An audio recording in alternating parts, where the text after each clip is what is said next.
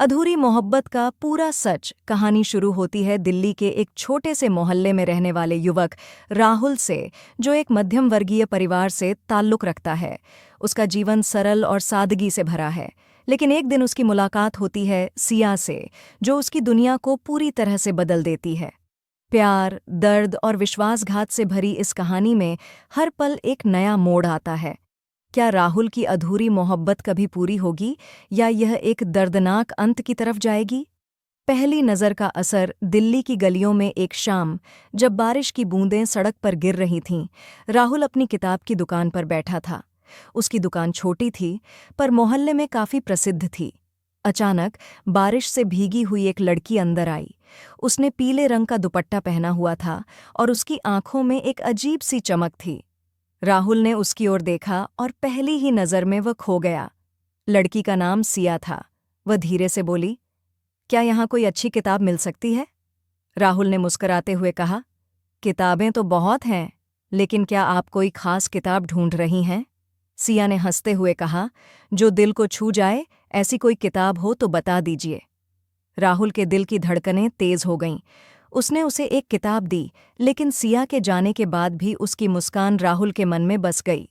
वह पूरी रात उसे सोचता रहा। दोस्ती की शुरुआत अगले दिन सिया फिर दुकान पर आई। इस बार वह राहुल से ज्यादा बातचीत करने लगी। धीरे धीरे दोनों की मुलाकातें बढ़ने लगीं और उनकी दोस्ती गहरी होती चली गई। सिया अक्सर राहुल से अपने सपनों के बारे में बातें करती। मैं एक दिन इस शहर को छोड़कर दूर कहीं जाना चाहती हूँ, कहीं जहाँ शांति हो, सुकून हो।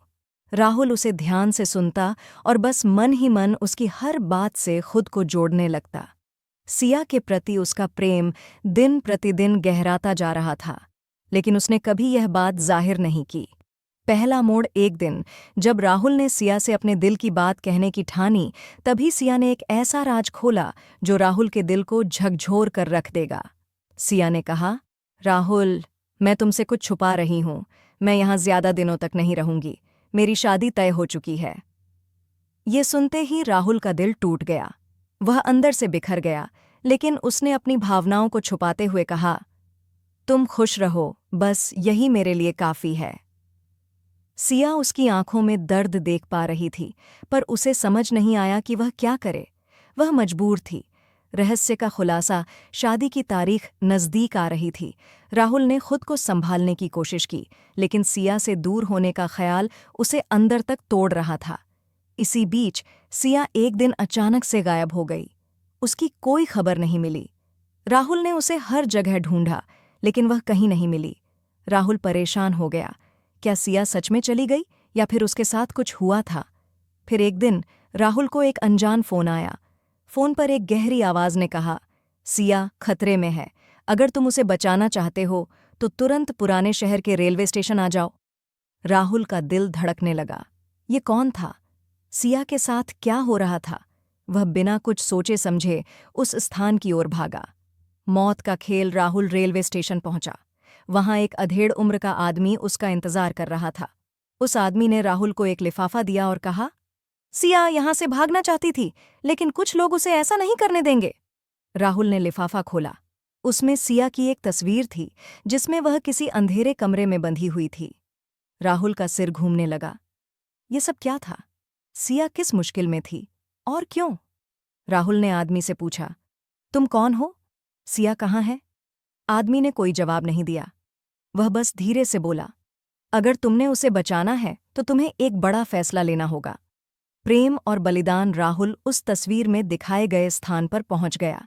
यह एक पुरानी सुनसान इमारत थी। अंदर जाने पर उसे सिया मिली, लेकिन वह बेहोश थी। उसके पास ही एक आदमी खड़ा था, जो राहुल को देखते ही हंसने लगा। तो तुम आ ही गए? उस आदमी ने कहा, यह सब तुम्हारे लिए ही था। सिया को तो हमने पहले ही किडनैप कर लिया था ताकि तुम यहां आओ। राहुल ने पूछा, तुम्हें क्या चाहिए? आदमी ने कहा, बस तुम्हारा बलिदान। सिया को छोड़ने के बदले तुम्हें अपनी जान देनी होगी। राहुल के सामने एक कठिन निर्णय था। वह सिया को प्यार करता था, लेकिन क्या वह अपने प्यार के लिए अपनी जान दे सकता था? अंतिम मोड़। राहुल ने बिना एक पल सोचे कहा, मैं तैयार हूं। सिया को छोड़ दो। उस आदमी ने हंसते हुए कहा, इतना आसान नहीं है। पहले तुम्हें यह दस्तावेज साइन करने होंगे।